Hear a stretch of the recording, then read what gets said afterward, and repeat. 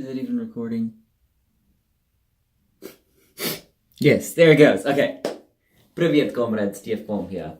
I'm setting my phone to balance there so the view is a little off. But I've realized I never made a video for you guys after my surgery. So this will be the video here. It is not beautiful right now. It is still healing. It's very much still wounds, and you see I have some swelling here, some bruises. I don't know if you can see from that distance, but it's not the best look, I'll admit that. So this video might get demonetized. I'm not even monetized anymore. It may get age restricted simply because the fact that the scars and the wounds, and also the fact that there's nipples. Oh no. Even though they're male nipples now, they can still do that. Remy, I'm trying to make a video. Stay down there. Okay, so I know my head's cut off in this. I'm trying to lean back more, but I can't because of where my phone's placed and such. But, maybe I can turn it sideways, or like put it facing up. Maybe.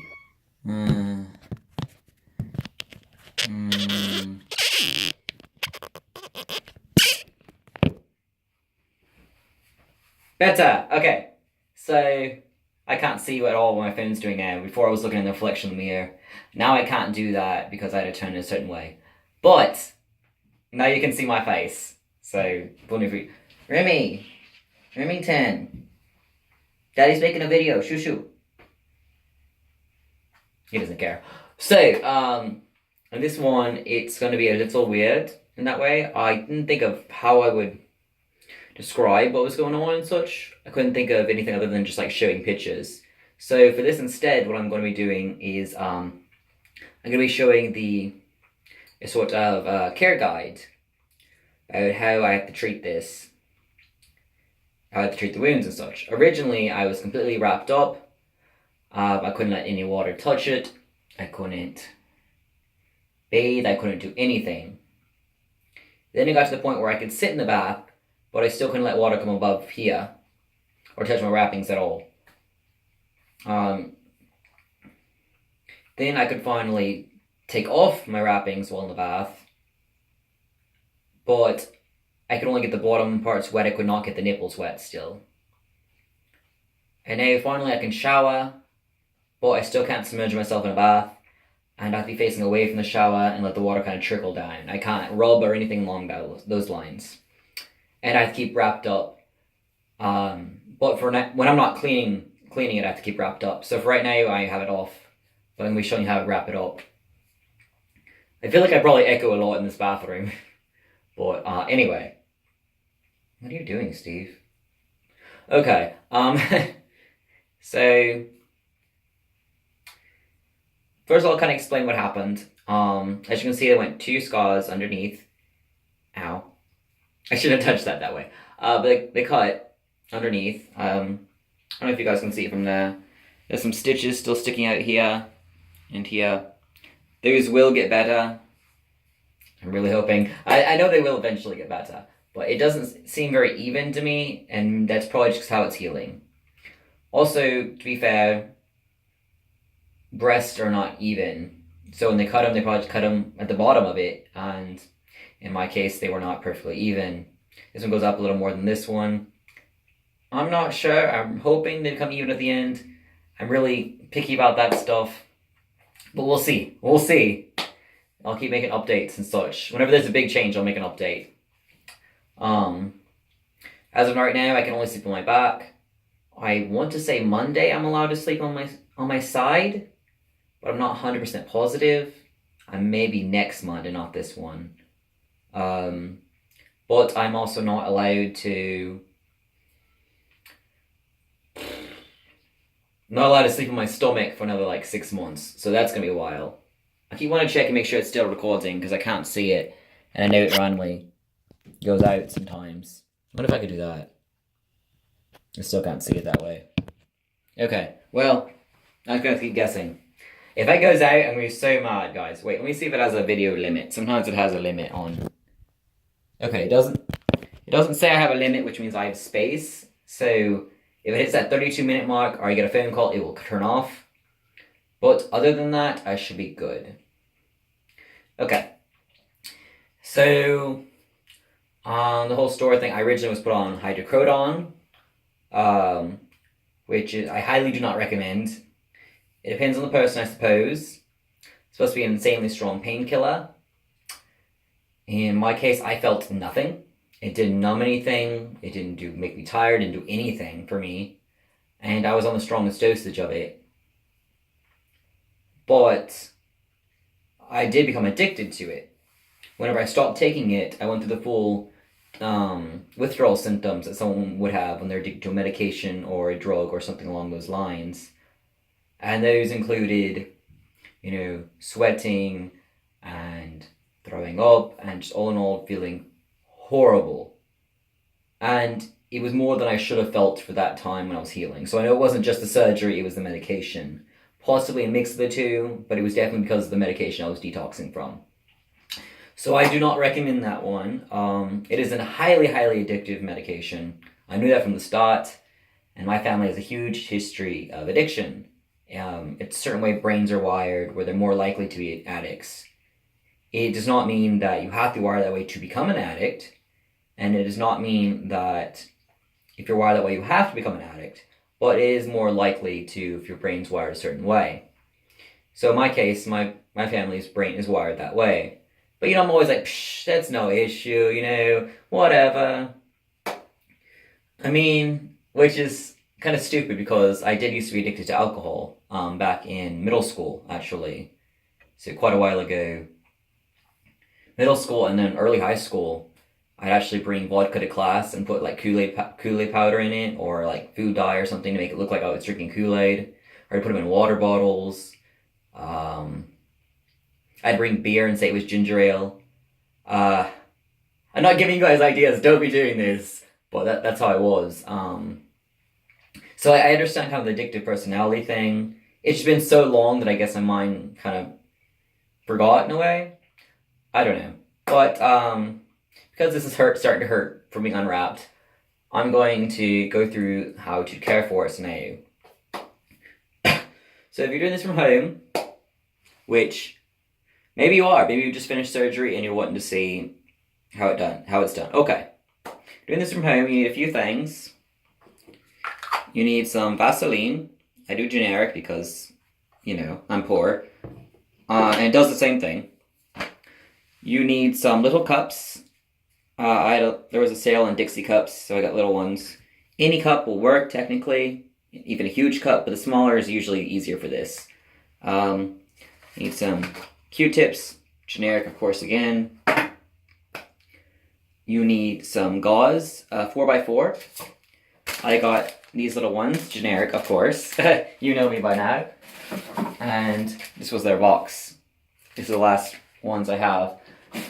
So it's set aside, but they also come in different designs. I got this from a different Walmart. They're both from Walmart, but completely different wrapping.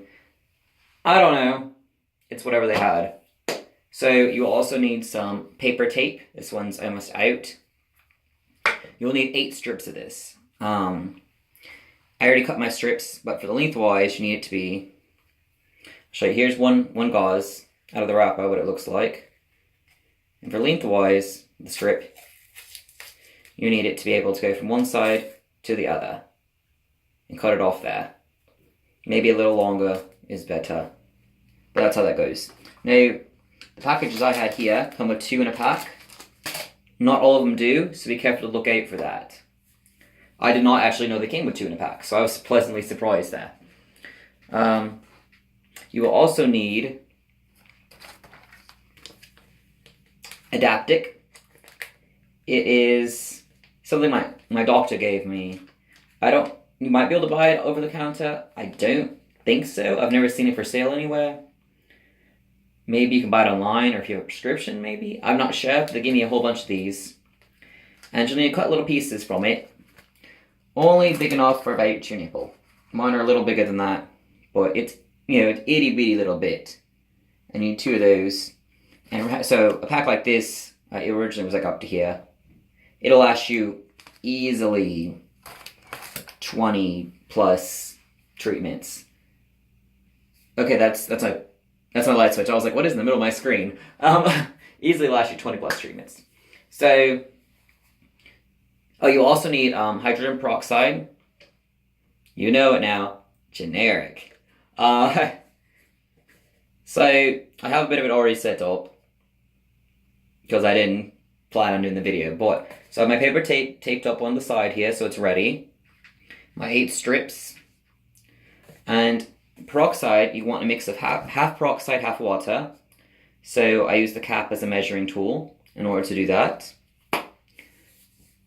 And first thing you will do, plainly put it, get one of your little cotton swabs, Q-tips, whatever country you're from, I'm sure you call it something different. Kind of mix the mixture around, just because who knows what it's been settling like. Now this part kind of hurts. Not like insanely like you need pain meds from this, but it's a little sting. And what you'll do is you'll trace your wounds going in to out with the mixture. That part usually isn't that bad. It's usually the nipple that hurts the most. But, I didn't explain that part with the nipple yet. So, I said that there's 2 cuts underneath. The nipple, what they did is they actually cut off a part of my chest and then also cut off the nipple. So they shrunk the nipple up. I don't know if they're still mine or if they gave me someone else's. I don't really know. But they're much smaller. And then they got these nipples and put them onto the open wound where they cut off the original skin from. And then wrapped it up with all this surgical stuff, certain gauze and such. And the pressure of it being kept on that spot actually was really interesting. The skin causes it to start sealing together because it thinks, oh, this is the skin that goes here, I'll fix it. So it's really, really cool in that manner. They call it a free nipple graft, which my dumb self, I heard I was getting a mastectomy, which is the breast removal, with a free nipple graft. And I was like, oh, cool, that means I'm getting a nipple graft I don't have to pay for on top of the mastectomy. Apparently not. Free means they actually remove it and then put it on and such. I guess no harm, no done. No harm, no foul, because it worked. I don't know. Apparently I misunderstood. I don't know medical terms. I'm not an expert there. So yeah, you do under the lines from where I was at, and then you'll do the nipples. This part will hurt. At least for me, it always hurts. Maybe that means it's healing. Maybe that means I'm doing it wrong. Nah, it probably just means that, it's supposed to hurt naturally. So you do is you trace the outside of it with a little pats and kind of tap it everywhere. In my case, they bubble, which means with peroxide, it usually means infected. But I think it's because it's open wound. Now, by the way, this whole cleaning thing we have to do twice a day, so be prepared for that. Now this one is a little worse off than the other. This one has more open skin, like they cut too big of a hole for the nipple, so there's some that's like that. Or maybe it's just different color because it's healing differently, but it looks like a little different there. I think it's even far away, but yeah. And then the other one actually has a bunch of stitches sticking out, so I don't know. I do know that originally I had one inverted nipple. If you know what that means, it's when normal nipples kind of stick out, inverted ones cave in unless you are turned on. So sometimes even when you are turned on, they don't go out. So a little thing about that there. And this was the side that had the inverted, so maybe that's why it looks different. Maybe they put them on the wrong side. I don't even know. I guess I'll figure out once they heal. And I guess if they're not inverted, then I know that I got someone else's, or maybe they banged the dent out, like they didn't cause. Excuse my horribleness. Okay, so after you do that, I dump it out and throw away the cup. Because I don't want to risk reusing it, because I feel like I'm wasting a lot of liquid, but at the same time, cat hair could go in it, dust, anything could go in that. And I don't want to risk reusing it and infecting myself, So, the next part, fun, get your Q-tip into Vaseline. You could technically use your finger, Eat whatever you feel comfortable with. I don't like the feeling of Vaseline. It grosses me out. I've never actually owned it. I actually had to go and Google where to buy it because I had never had a history of Vaseline. It sounded gross to me. So you get a bit on there. And you trace your cuts. Not too much in any one spot. Basically, you're just kind of like putting on a thin coat of lotion on it. If you hear that bubbling, if it's picking up on the camera, that's the peroxide in my sink.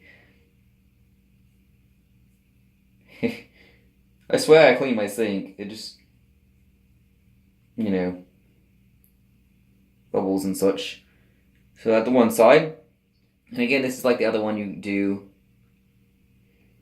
in to out. It really depends, I guess, on what you feel most comfortable with.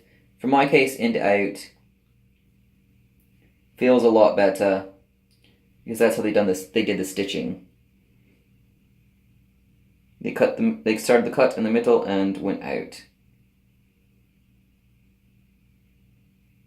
So for my case, it feels a lot better going in to out.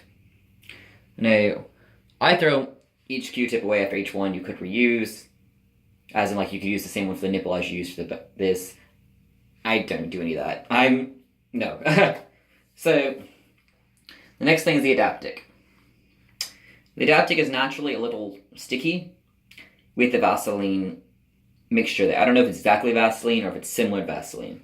Doctor called it Vaseline. I don't know. And then, this is the part that's going to be gross for me, because I hate the feeling of it. But if you look closely to adaptic, I'll drop one of my Q-tips, it is a bunch of little holes through it. I don't know if you can pick that up on the camera. So, these little holes things go through it. And what you need to do, get the side that's more sticky, face that up. I don't think it really matters, but I prefer the sticky side up. And then you're going to get more Vaseline. I got another Q-tip for this, even though it doesn't really help much. And you're going to spread it all around on the adaptic. Just a thin layer. A little bit extra Vaselines. To kind of keep it even more moisture, I suppose. Even more moisture, that made sense. Okay?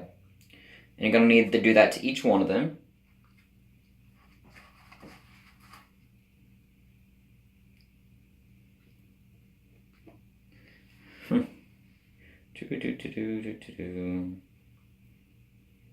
You have some like music in the background or something.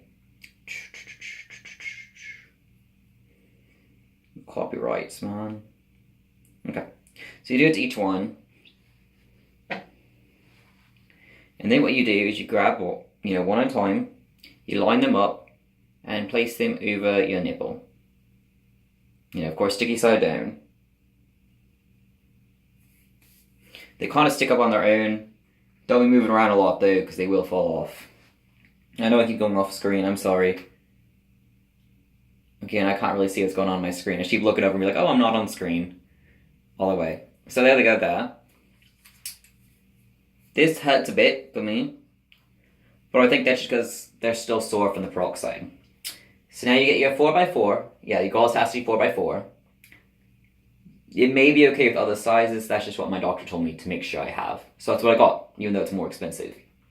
So, and then you fold the 4x4 in half. You put the part with the fold on top.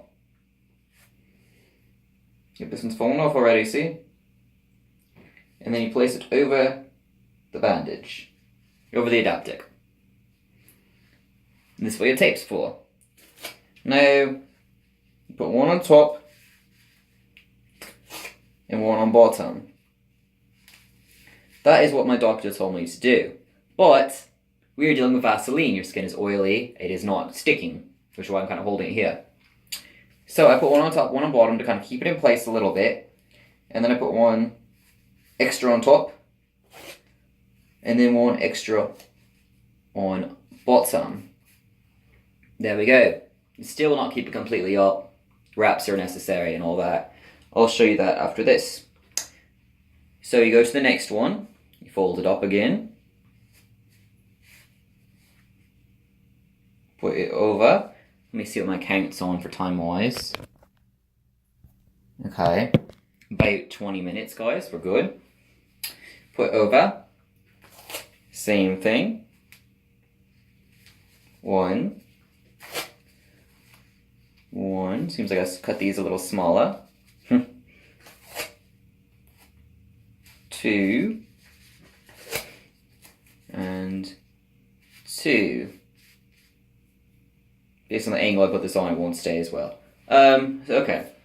So I recapped my Vaseline after that because, again, I hate it. I don't want to touch it. Just make sure it's gone. People may laugh at me. People use Vaseline like a day-to-day basis for a lot of people. But I'm grossed out by it. I don't like the feeling of it. I don't want to deal with it. So then, next thing you'll need, I received from my doctor 2 very, very long, I don't know how much you're picking up on camera, very, very long ace wraps. Now, this confused me a lot, because as a trans person, you're told millions of times do not use ace wraps, it will damage the tissue. But in this case, it protects the tissue from getting damaged. Seemed iffy to me, but I'm going to trust my doctor on it. And also I think it's to prevent swelling, it keeps it down, and that's why it can be tight. And also, they say don't damage the tissue because then you can't ever have surgery. I've had the surgery, so I guess there's nothing really to worry about that other than pain. Now with these, the ones my doctor just gave me, one of these ends has a Velcro part on the side, if you can hear that. Keep that end facing down, where the Velcro would be touching your leg. Now this part, originally I had someone to help me with, but since I had to change it so often and I had to go back to Tyler and all that, I don't have anyone helping me with this. But you can do it on your own. Now what you want to do, wrap it around a bit, just loosely at first, it's fine, just until you get a good hold of it. Put this part in the middle, and stretch it around, making sure it lines up.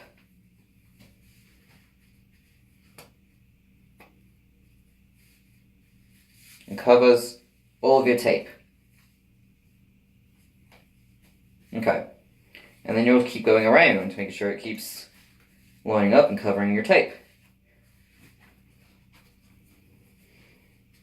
Going tighter each time you go around.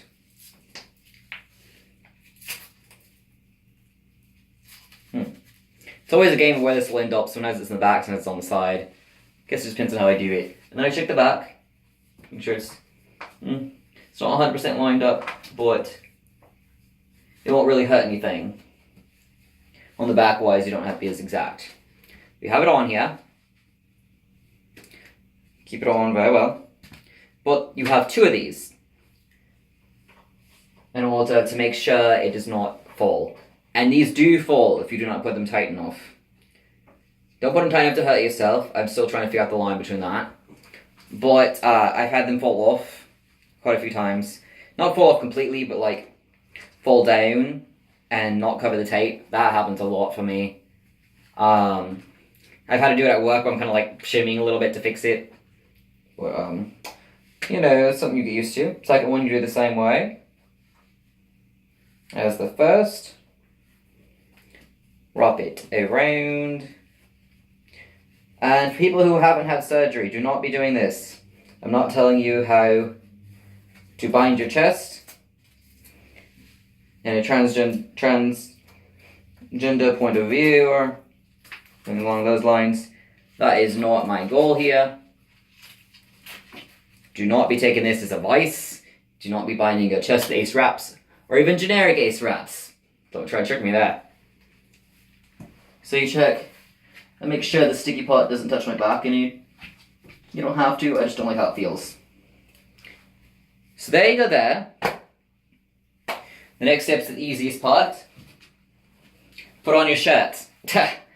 Originally I was not allowed to wear regular shirts. I had to only wear button-up shirts because I can't move my arms very much past this point. It hurts to do that, but practice makes perfect. I mostly ran out of button-up shirts. They didn't match any of my pants or anything, because I had them can wear drawstring pants for a while. So it basically, I would look horrible. I had like plaid shirts and Deadpool pants, and it just looked horrible. But I was comfy, I guess. Like, evens out. Um, but for work, I had to learn that I'm gonna put on regular shirts and regular pants again. I was lucky my work pants are drawstring, but these are not. I've gotten used to wearing ones with belts again. You should have to be a little careful. And along with putting on your shirt, you have to be a little careful there. Very slowly. Bend your head down, not put your arms up. There you go. Make sure your things aren't sticking. I've had times where like the Velcro part of the wrap sticks to my shirt and it's like, stop it, Steve. He's playing that Q-tip I dropped. Anyway, there we go. All pretty, all pretty. Let me see now what my video time is at. 26. Ahaha. And now I can hold it to actually see it. So yeah, I'm flat. It's been feeling really weird. Steven! I'm trying to make a video. Play with your Q-tip somewhere else. It's been really weird for me because I've been like, oh man, I need to bind before I go outside, and I'm like, oh, I'm flat. Or I'll be like, oh man, I need to get my binder off before bed because how tight it is, it feels like a binder. And then I'm like, I can't do that, it has to stay on. That was the hardest part. I felt so overheated for the longest time. Because when you're on pain meds and antibiotics and all that stuff, to begin with, you feel overheated. After surgery, you always feel overheated. And then add to the fact that I was wearing a bunch of layers that were insanely tight. And the time I still had a bunch of gauze underneath it too, instead of just the little 2 patches I have now. It was pretty painful, pretty overheated. Not really painful to say. That was a part that was hard to get used to. Another part is I keep trying to fix my shirt, being like, oh man, it slid a little bit down my arm, I need to make sure my binder's still covered. I don't have a binder. It's a mental thing my body's doing subconsciously, or I'm like, oh man, fix my shirt. And it's like, you don't have to do that. I can walk around, not shirtless right now, because I'd probably get some looks if I had the wraps on. If I didn't have the wraps on, I'd be hurting. And I could probably get infected from the bacteria in the air and such outside and things. So I wouldn't want to risk that. But why is my hair curling right behind my ear? You guys see it? It's being really weird. Okay, it's annoying me. But no, I look a lot better now than I originally did. So you can be glad for that. I waited to do the video. I did not feel good. I felt nauseous all the time. I never did throw up, so that's a good thing. Part of that was probably willpower. They gave me 4 anti-nausea pills. That was all I got. Well, pills, they're the ones you dissolve on your tongue. So, subcutaneous? I may be completely pronouncing that wrong. I don't know, I learned about it in school. All I know is that they're like the most effective things ever. I have not used any of them, because with those 4, even after insurance, they were $20 for 4 of them. That's 2. 4. You couldn't see my fingers anyway. But, so that was very, very, very, very expensive. So out of pure stubbornness, I was like, I'm gonna save these for an absolute emergency when I am like, on the toilet dying, you know? These are not gonna be something I'm using on a daily basis. So I never used them. Even when I felt horrible, I would just kind of sit down and sip water. I did not want to use those. You know, I want to save them for when I absolutely have to have them. Tylenol is all I can take right now, other than the hydrocodone, which I will not take, because it won't do anything, and it makes me feel horrible when I get off of it. And they say you can't drive on it, because it makes you out of it. But again, it didn't make me tired, so I don't know. But no need taking it if it doesn't help me, you know. Tylenol is all I can take right now, because it's the only one that's not a blood thinner. But it tastes horrible. I've never tried Tylenol in my life. But it's like powdery. Maybe I got a bad batch, I don't know, but it looks bad to me. And usually medications have like a cotton ball in there to prevent them from going bad. This has a powder, and it doesn't have a cotton ball. So maybe that's why it has the powder. I'm not sure. It tastes bad. And for me, it'll work for about an hour or 2, maybe hour and a half. And then stop again. the pain will be right back. Whether it's a headache or anything, like it'll go away and it'll come right back. Whereas like ibuprofen or Excedrin, it takes a while to go away, but once it's gone, you know? So, I was using ibuprofen for a while, and because as my mom told me to do, and I was like, it's a blood thinner, we can't do that. And she was like, no, that's just before surgery, can't have any blood thinners. So I was like, well, okay, and it worked amazing for me, so I was like, so I'm not going to fight you on that. And then we went to the doctor, and my mom was like, he's been doing great. He hasn't had to use the hydrocodone at all. He's just been using ibuprofen. And the doctor was just like, oh no, oh no, oh no, don't do that. Also, if you do take the hydrocodone, be insanely careful. You'll not feel up to drinking with the nausea, at least I did not.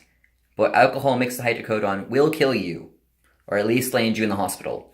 It is like a 89-90% chance you will get in the hospital if you mix the two. Because hydrocodone calms you down, like lowers you and makes you tired and such. It's a downer. Which is weird because it's opiate. Opiates are usually uppers. If you don't know the difference in that, upper means something that makes you really happy. Downer is something that makes you kind of numb, neutral, tired, things like that. Opiates are usually uppers, but in this case an opiate is a downer. And why it means opiate is it's just simply where it reacts in your brain. Psych knowledge finally being used, almost years of medical psych. But so it's an opiate and a downer. Alcohol is a downer. I feel like I mentioned this in one of my videos before. I don't remember. But it is a downer. Even if you are happy drunk, it is still considered a downer based on how it reacts in your brain. So mix the two together, your heart rate is lower, which is why your anxiety is lower with alcohol too. So if you're happy, it's also because it's a downer. So you're really down, your heart rate's slow and calm, and then you mix something else to make it even slower and calmer. You can see where I'm going with this. Your heart will stop, or get too slow to really work. The paperwork I had actually says, recommended no smoking. Do not do that. It constricts blood vessels. It makes it a lot longer to heal. It's a very bad idea. If you smoked within 3 weeks of the surgery, they will actually not let you do the surgery. They'll reschedule it. So it's a big thing there. Same thing with drinking.